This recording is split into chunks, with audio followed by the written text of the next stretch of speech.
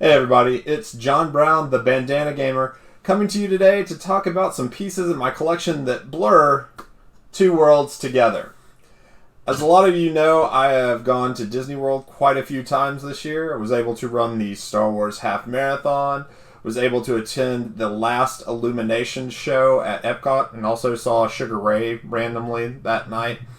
Also saw the first Epcot Forever show, and got to go to a special preview event for Star Wars Galaxy's Edge. And I'm looking forward to heading down in February so I can check out Rise of the Resistance. But in this year, I got introduced to a form of collecting that I had not taken part in before, and that is Disney pin collecting. Disney pin collecting is crazy cool. There are a lot of different ways to do it. There's a lot of different series to collect. There are all kinds of Disney pins out there for all kinds of Disney fascinations. Of course, there's Star Wars. Of course, there's Disney cartoon characters. But they do special limited editions and like special tributes to special points in Disney history. And what got me interested in Disney pin collecting is they did a series in 2019 of 12 pins, one a month, called Kingdom Consoles Entertainment System. These guys right here. Oops.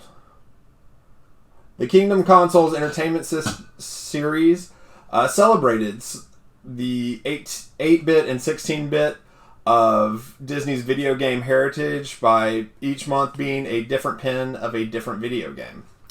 And so what I've been wanting to do since I completed the set is do a few videos that talk about the pins and then talk about the games that the pins are based on.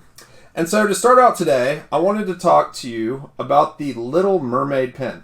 Now, the Kingdom Console pins are pretty much the same body type. They all have a screen behind them and a console in front and a cool little controller that comes off and then has a little magnet spot. And there is a little cartridge that pops up that I don't know if it's a design flaw or something on these pins, but it's really hard to actually play with. I got a few pictures with this cartridge up that I'll put in this video. But first one I wanted to talk to you was about Little Mermaid. Now, as you can see on the pin, the Little Mermaid is kind of done in a 8-bit graphic style, and it is Ariel holding a fork, talking to Flounder. If you look in the right-hand corner of the Kingdom Consoles pin, every pin has a number in that corner except for one, and we'll talk about that in a later video.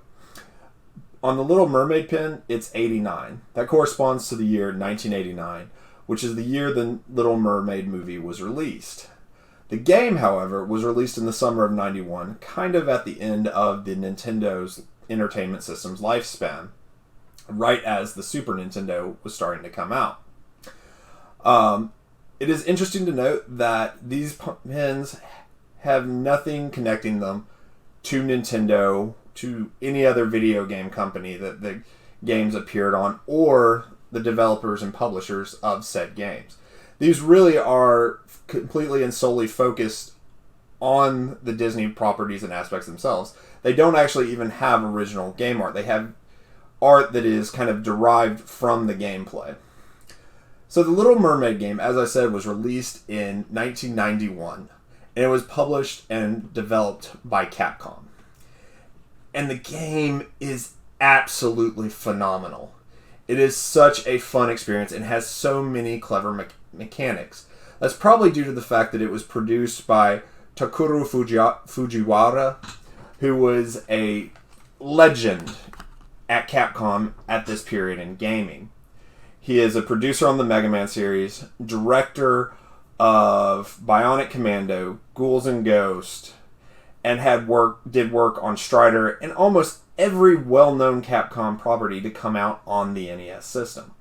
This is a game that shows that it's not just a licensed property, but a labor of love and just a really fun game. You control Ariel, who has great animation. The graphics are amazing for what the NES could do. And the game mechanics are really fun. You're underwater, of course. And you have the ability to go up and down, left and right. You're controlling Ariel, and she swishes her tail to swoosh bubbles at enemies. Now you start off with a really weak attack, which takes two button presses to get an enemy encapsulated in a bubble. But as you go along, you unlock power-ups that make Ariel stronger to the point where you can hit them with very powerful bubbles that encapsulate even super huge enemies. All this, you're going along, and you can be looking for treasure. There are areas where it is sandy, and so you can use Ariel's tail to sift through the sand and find different treasures, like her fork that's depicted on the pin. And it just is amazing. The bad guys and the villains, especially when you get to the boss fights, look like they're ripped right out of the movie.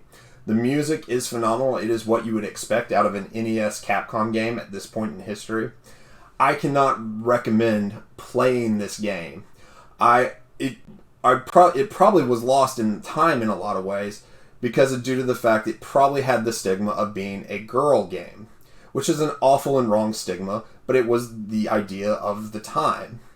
It was, a Disney princess in a video game, so it's clearly meant for girls and clearly meant for an inferior game, which is BS thinking.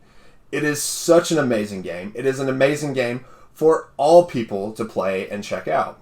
It is a game I really recommend, and it usually runs about $10 on the NES now.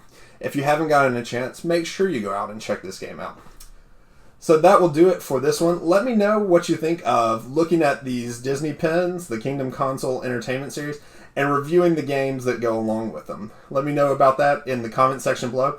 If you like what you see, make sure to hit that like button and give me a subscribe. Well, my friends, that does it for this video, and I will catch y'all in the next one. Peace.